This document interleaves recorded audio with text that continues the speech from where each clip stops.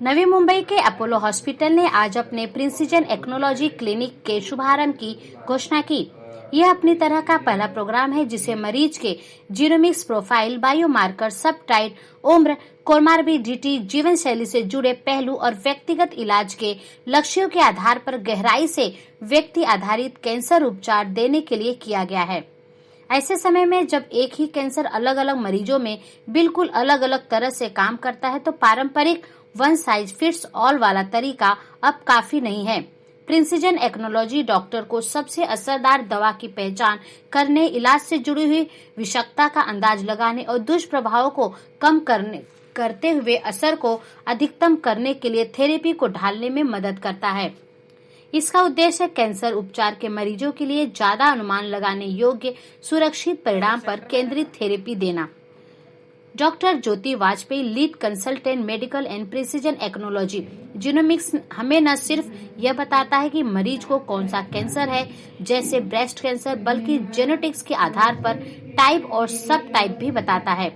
Precision technology clinic हमें ज्यादा सटीक निदान तक पहुंचने और मरीज का ज्यादा व्यक्तिगत उपचार रणनीति से इलाज करने में मदद करता है। सही मरीज के लिए सही डोज और जटिलताएं होने से पहले ही उसका अंदाजा भी लगा सकते हैं। अपोलो हॉस्पिटल के वेस्टर्न रीजन के रीजनल सीईओ श्री अरुणेश पुनेथा ने बताया कि प्रिंसिजन टेक्नोलॉजी हमें वन साइज फिट्स ऑल नजरिए से आगे बढ़ने में मदद करता है। यह पक्का करता है कि हर मरीज को उसकी बीमारी, बायोलॉजी, उम्र, लिंग, व्यवसाय, पसंदगी और जिंदगी के हालात के हिसाब से देखभाल मिल सके।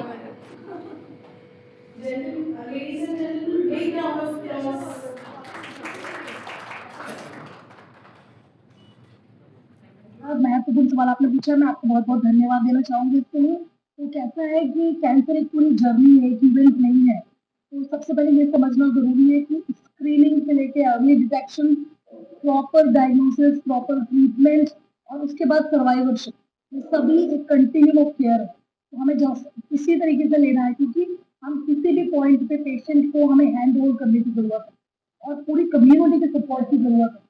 डॉक्टर्स अलोन सफिशिएंट नहीं है, इसके साथ हमें paramedical staff, NGO, family support और मीडिया बहुत इंपॉर्टेंट भूमिका है सभी की, क्योंकि आपकी भूमिका इसलिए इंपॉर्टेंट है कि आप जागरूकता लाते हैं। आपने जैसे बताया कि मैंने आपको दिखाया एक एग्जांपल की पेशेंट की डॉटर को हमने डिटेक्ट किया ब्रेका कैरियर स्टेज में, तो नाउ हम उसको स्क्रीनिंग में रख सकते हैं, उसको किसी भी तरह की कैंसर डेवलपमेंट के लिए हम प्रिवेंट करने की कोशिश कर सकते हैं और या अर्ली डिटेक्ट करने की कोशिश कर सकते हैं टू सेव लाइफ। तो ये स्क्रीनिंग की बहुत इंपॉर्टेंट भूमिका है और इसीलिए जागरूकता या अवेयरनेस क्रिएशन की बहुत भूमिका है। दूसरी ये पूरा स्पेक्ट्रम है। एक young lady, career woman, she is doing a very she is very active at home, she is very active at workplace and suddenly 30 years के एज में डायग्नोस होता है कि उसको ब्रेस्ट कैंसर हो गया है, पूरी लाइफ हेवायर हो जाती है। मगर उस कंडीशन में आपको पहले तो समझ में नहीं आता हम क्या करें, घबरा जाते हैं लोग। तो इसलिए बहुत इंपॉर्टेंट होता है कि हम कैसे उस कंडीशन में पेशेंट को काम करें, उसको समझाएं कि ये एक जो बुरी न्यूज आनी थी वो आ गई है, मगर आगे हम इसको कैसे बेस्ट हैंडल कर सकते हैं। और जैसे उन्होंने बताया, she is not only cured, she is completely go back to normal life.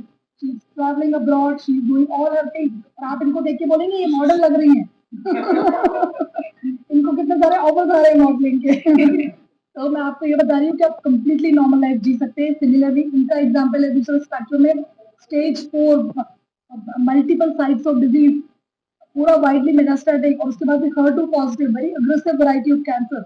और जीरियाट्रिक एज ग्रुप में एल्डरली कई लोग हिम्मत हार जाएंगे, बोलेंगे कि अभी छोड़ दो, अभी को छोटा मोटा ट्रीटमेंट करके ही देख लेते हैं। मगर ऐसा नहीं है, हमारे पास इतने अच्छे ट्रीटमेंट मौजूद है प्रिसिजन ऑन्कोलॉजी के माध्यम से।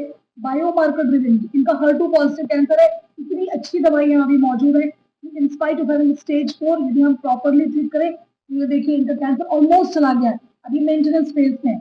मगर अगेन बहुत बहुत धन्यवाद देना चाहूंगी इनके खुद के करेज को, इन्होंने हम पे ट्रस्ट किया और हमने जैसा बताया वो आगे बढ़े, इनकी फैमिली को, क्योंकि हर स्टेप में ये साथ में खड़े रहे।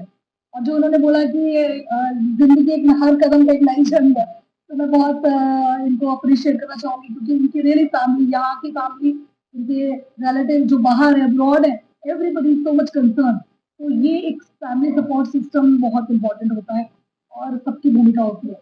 प्रिसिजन ऑन्कोलॉजी एक ऐसी एक पद्धति है जिससे कि हम हर पेशेंट को इंडिविजुअलाइज करते हैं।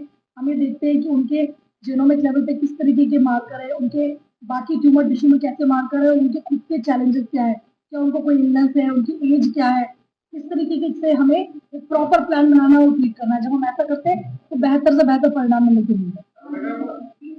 ये जो पहले की शुरुआत होती है तो हमारी बात है जो छोटे-छोटे डॉक्टर के पास जाके करके काम आया तो डॉक्टर से गोली लिया, दवाई लिया और किसी को बोले में भी शर्माते हैं और कुछ अगर कुछ ऐसा है तो आपको लग जाता है। बिल्कुल, तो जैसा कि मेरे पेशेंट्स के माध्यम से भी आपको पता चला कि सबने आपको बड़ा लाउड एंड क्लियर मैसेज दिया है कि आपको अपने बॉडी को पहचानना है, आपको अपने बॉडी को एग्जामिन करना है खुद। तो ये तो जैसे ब्रेस्ट तो सरफेस ऑर्गन है, आप हर महीने में हर लेडी को अपने आप को एग्जामिन करना है, देखना है कि कभी भी कोई चीज़ अनटूवर्ड लग रही है, तुरंत प्रॉपर मेडिकल केयर के नोटिस में लाना है, क्योंकि breast self examination can save life, that way. और दूसरी बात, हर ईयर में क्लिनिकल ब्रेस्ट एग्जामिनेशन हम बोलते हैं। दूसरी बात, मैमोग्राफी बेस्ड स्क्रीनिंग हो सकती है। सब चीज़ों के अपने प्रोज एंड कॉन्स हैं, मगर किसी ना किसी फॉर्म में आपको सेल्फ एग्जामिनेशन, एक क्लिनिकल एक्सपर्ट्स एग्जामिनेशन और मैमोग्राफी या सोनोग्राफी के माध्यम से ये देखना कि ब्रेस्ट की डेंसिटी कैसी है, उसमें कोई तरीके का लीजन दिख रहा है क्या, क्या उसको अभी पकड़ सकते हैं, ये इंपॉर्टेंट है। सर्वाइकल कैंसर दूसरा जो वुमेन में कॉमन कैंसर होता है, पूरी तरीके से प्रिवेंटेबल है। सिंपल टेस्ट होते हैं, पैप स्मीयर, वो लोगों को करना चाहिए। पीएचसी लेवल पे भी हेल्थ केयर वर्कर्स उनके घर घर जाते हैं, लोगों को स्क्रीनिंग के लिए आगे आना है। दूसरा इंपॉर्टेंट है एचपीवी वैक्सीनेशन। आज हमें अपनी जो यंग लड़कियां हैं 9 से 13 में सबसे ज्यादा इफेक्टिव है, बाकी लेट में भी दे सकते हैं, तो वो एचपीवी वैक्सीनेशन, तो स्क्रीनिंग, एचपीवी वैक्सीनेशन और उसके बावजूद भी हो जा रहा है तो जल्दी सही डॉक्टर के पास जाना, ये बहुत इंपॉर्टेंट है।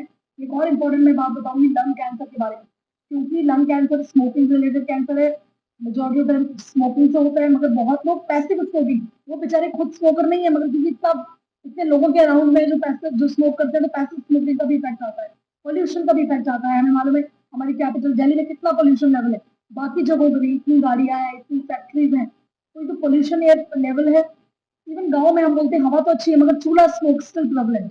ये सारी चीजें कुल मिला के कैंसर के बनने में हेल्प बनने में वो सिनर्जी करती है। तो हमें कैंसर की स्क्रीनिंग लंग के लिए भी करनी है, और ये नहीं सोचना है कि कोई वुमन है और वो नॉन स्मोकर, उसको लंग कैंसर नहीं हो सकता। मैं कितने पेशेंट को देख रही हूँ जो अर्ली एज में नॉन स्मोकर, उनको लंग कैंसर भी हो रहा है।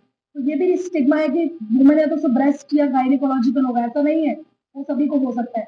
सिमिलरली मेन को भी ब्रेस्ट कैंसर हो सकता है, 1% नहीं होता तो हो सकता है। तो कोई भी चीज एब्सोल्यूट नहीं है, तो आपको हमेशा जागरूक रहना है, सही डॉक्टर के पास जाना है।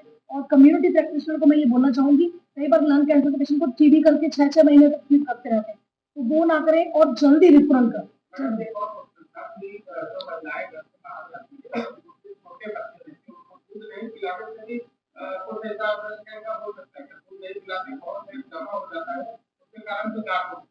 तो देखिए कैसा है कि ये ब्रेस्ट फीडिंग जो होती है, अब बोला जाता है 6 मंथ की ब्रेस्ट फीडिंग जो होनी चाहिए, वो एक तरीके से प्रिवेंटिव होती है। मगर ऐसा नहीं है कि आप बहुत एक्स्ट्रा ब्रेस्ट फीडिंग कराई जाएगी तो उसका एक्स्ट्रा इफेक्ट आए, ऐसा नहीं है। और बहुत बार जिसकी आप बात करें वो मेस्टाइटिस होती है, वो एक तरीके का इन्फेक्शन होता है, तो उसके लिए मिल्क सप्रेशन के लिए प्रॉपर दवाइयाँ होती है, और इन्फेक्शन को ड्रील करने के लिए एंटीबायोटिक्स वगैरह होती है, तो वो करने से उस तरीके की गांठ नहीं बनती, वो बिनाइन गांठ होती है, वो कैंसरस नहीं होती। मैंने आपको फर्स्ट स्लाइड में दिखाया था कि बिनाइन क्या होता है, प्रेग्नेंट क्या होता है। मगर 6 मंथ्स का breast feeding is good, and similarly pregnancy and breast feeding is protected. अपने आप को बचाव करने के लिए हमारी जनता के साथ किस तरह का आह्वान करें? बिल्कुल, तो ब्रेस्ट के बारे में मैं बोलूँगी self examination, breast self examination हर मंथ में आपको एग्जामिनेशन करना है, हर साल में एक बार एक एक्सपर्ट के पास जाके एग्जामिनेशन कराना है, हेल्थ चेकअप रेगुलरली करने हैं, और 40 के बाद हाई रिस्क पेशेंट में, 50 के बाद नॉर्मल कोर्स में स्क्रीनिंग, मैमोग्राफी या सोनोग्राफी बेस्ड स्क्रीनिंग जो होती है, डिपेंड्स अपॉन किस तरीके की ब्रेस्ट डेंसिटी, वो भी हम यूजफुल होती है। तो ये है सर्वाइकल कैंसर के लिए, जैसे मैंने बोला पैप्स में अगेन आपको आना है, हाइजीन मेंटेन करनी है, एक healthy habit, sexual practice, healthy and hygiene, इस सबका बहुत रोल है। आपको पोल्यूशन से बचना है, आपको स्मोकिंग, अल्कोहल से बचना है, आपको healthy lifestyle, fruit and vegetable जितने कंज्यूम कर सकें। आजकल पूरा जंक फूड का दौर आ गया है, उससे हमें प्रिवेंट करना है। हम बोलते हैं कि आपकी प्लेट में जितना कलरफुल हो सकती है, जितने आप उसमें टमाटोज ऐड करेंगे, जितने एप्पल्स ऐड करेंगे, जितने हरी भाजियां ऐड करेंगे, उतना अच्छा है। एक कलरफुल प्लेट, ब्लैंड नहीं होना चाहिए कि सिर्फ मैदे का और आपने कुछ बर्गर या ये सब जंक फूड रख लिया। तो ये हेल्दी लाइफस्टाइल जो हमारी एज और कल्चरल प्रैक्टिस है उनको हमें वापस लाना है। गुड ऑक्सीजनेशन, अच्छी एयर, योगा, प्राणायाम, एक्सरसाइज, इन सबको अपनी लाइफ में लाइए। Modest exercise very important, very helpful.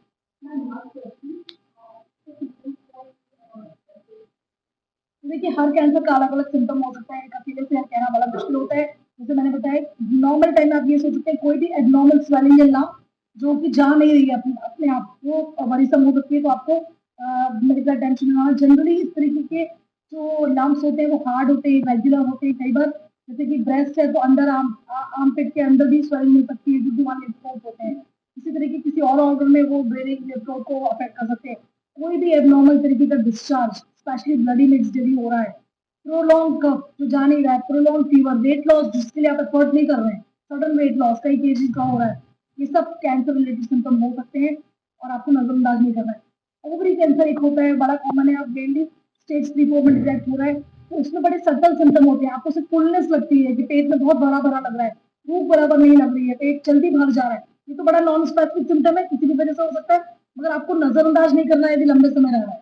Similarly जैसे कोलोरेक्टल कैंसर होता है तो उसमें क्या होता है कि ब्लीडिंग, आपको स्टूल्स के साथ ब्लड आ रहा है, बहुत लोग सोचते हैं ये तो हेमोरॉइड या पाइल्स है, अब नजरअंदाज करते रहते हैं। तो ये एक सिम्टम हो सकता है, तो आपको पहले एग्जामिन कराना, हो सकता है ये हेमोरॉइड या पाइल्स ही है, मगर हो सकता है ना हो, तो आपको नजरअंदाज नहीं करना है। क्या अर्ली अटेंशन सेव लाइफ। और मैं चाहूंगी हमारे पेशेंट के माध्यम से कुछ आप हाँ, मैसेज पेशेंट का दीजिए। तो मैडम आपका अनुभव कैसे रहा? आपको एक नया जीवन दान दिया है। क्या करें?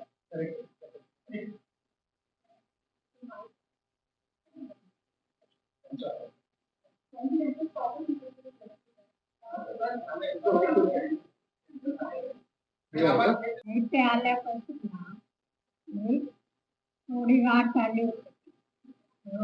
जरा वाढत वाढत मग मोठी झाली. त्या यांची ट्रीटमेंट घेतल्यापासून चांगले झाले. म्हणजे आपण पण म्हणजे साथ दिली पाहिजे ना खाण्यापिण्याची. गोळ्या खाल्ल्यावर जरा आपल्याला वाटतं नको खायला हे जरा. पण तरी पण साथ दिली, आपण साथ दिली तरच ते हे करतात हा. समजी साथ दिली पाहिजे डॉक्टर लोकांना. पण ज्योती वाजपेयी ना खूप म्हणजे हे केलंय. आईसारख्या भेटल्या त्या. म्हणजे खूप धावली माझ्यासाठी. म्हणजे माझी 2 मुलं आहेत, सून आहे 2, म्हणजे नातवंड आहे, 2 लेकी आहेत, नाती आहेत 7. सगळ्यांनी साथ केली व्यवस्थित. मी याला म्हणलं होते तिकडं मला तर ह्यांनी सांगितलं होतं की ब्रेस्ट फेडिंग, तर माझ्या गोष्टीत पण असं झालं की मी ब्रेस्ट फेड करत होते. माझा 1 वर्षाचा मुलगा होता आणि जेव्हा मला ती गाठ लागत होतं तर खूप लोकल डॉक्टरनी सजेस्ट केलं की ती ब्रेस्टमध्ये झालेली ती गाठ होती ना ही ऑटोमॅटिकली डिझॉल्व्ह आहे. पण ती काय 15-1 दिवसात डिझॉल्व्ह झाली नाही आणि ती वाढत गेली. तेव्हा माझी एफएनएसी झाली आणि त्याच्यात कन्फर्म झालं की रक्त कार्सिनोमा झालं. माझं आयुष्य लाईक की ब्रेस्टची फीडिंगची गाठ असून ती डायरेक्ट कॅन्सर डिटेक्ट झाली. आणि हे म्हणत होते की आपण ब्रेस्ट फीडिंग नाही केली. पूर्ण 1 वर्ष बाळाला दूध देत होते तरी सुद्धा मला हे झालं की आम्ही वर्किंग असून मी घरात वर्क फ्रॉम होम घेऊन मुलांना दूध पाजत होती तरी ते मला असं झालं. पण अल्टिमेटली मला खूप चांगला देवाचा सपोर्ट बोला, डॉक्टरांचा सपोर्ट बोला आणि अपोलो हॉस्पिटलचा सपोर्ट बोला. मला खूप चांगला ह्यांचा अनुभव भेटला की हे भरपूरच चांगले नाही. आणि सगळ्यात मोठी ट्रीटमेंट म्हणजे कीमो. लोक कीमोलाच घाबरतात आणि मी खूप फॉर्च्युनेट आहे की मला ह्यांच्या थ्रू ती ट्रीटमेंट भेटली आणि ह्यांच्या थ्रू त्याची ट्रीटमेंट माझी चालू झाली. मला असं वाटलंच नाही की माझे कीमो एवढे हार्ड आहेत, एवढे पेनफुल आहेत. मी लोकांना सांगायचे नाही माझे केमो इतके पेनफुल गेले नाही जस्ट बिकॉज ऑफ मॅम त्यांनी काय ते त्यांचं प्रोसिजर प्लॅन केला माझ्यासाठी की हा भरपूर चांगलं जेवण वगैरे कसं डाएट. इवन डेली डॉक्टर येऊन बोलायचे नाही एक खा एक खाती एवढे प्रेशराईज करके हा प्रोटीन इंटेक कसं घ्यायचं, किती लागणं, हे बारीक बारीक गोष्टी ह्यांच्या ग्रुप टीमनी मला खूप सपोर्ट केला की कसं राहायचं, कसं खायचं, कशी ट्रीटमेंटला सामोरं जायचं. आणि इकडे ऍक्च्युली फॅसिलिटी भरपूर चांगल्या आहेत की ऑन अँड ऑफ म्हणजे लगेच तुम्हाला ट्रीटमेंट भेटली जाते. माझं हिमोग्लोबिन काउंट कमी झाला तरी मॅडमने लगेच सांगितलं की नाही लगेच ऍडमिट होऊन लगेच आपण हिमोग्लोबिन काउंट वाढवू या आणि आम्ही तसंच केलं की माझं हिमोग्लोबिन काउंट एवढा चांगला वाढवला की मला लगेच पुढचं ट्रीटमेंट घेता आलं. मग तसं क्विक रिस्पॉन्स आहे आणि क्विक डिटेक्शन. की काही झालं, stay positive, stay strong. Don't ever estimate yourself. काही प्रेशर घ्यायची गरज नाही, काहीच नाही. स्ट्रेस घ्यायची काहीच गरज नाही. तुम्हाला फुल लाईफ आपली जगायची आहे. ते खूप छोट्या मुलाला असू दे, माझ्या नाही एल्डरली कुणालाही झालं तरी घाबरते, कारण आता सायन्स एवढा ॲडव्हान्स झालाय ना की हे कॅन्सर पण आपल्याला अजून कॅन्सर म्हणून नाही बघायचं. एक छोटा मोठा डिसीज आहे. होय, आपण ह्यातनं बरे हो, आपण ह्यातनं बाहेरच निघूया, आपल्याला स्वतःहून पॉझिटिव्ह राहणार. त्याने आपल्याला भरपूर शक्ती भेटते आणि आपण त्यातनं. आणि मी सांगेन की खरंच तुम्ही डॉक्टर खूप वाईटली चूज करा. जसं माझ्या गोष्टी झाल्या, लोकल डॉक्टरने मला मिसलीड केलं, तसं इतरांच्या गोष्टीत होऊ नये म्हणून मी सांगते की लगेच तुम्हाला काही वाटेल तरी खूप चांगल्या डॉक्टरकडे जा. आणि मी तर सांगेन की किमोसाठी बेस्ट आहे. नॉट ओन्ली किमो, कॅन्सरसाठी बेस्ट अँड बेस्ट तुम्ही ज्योती मॅमकडेच या. ते तुम्हाला भरपूर चांगला गाईड करेल.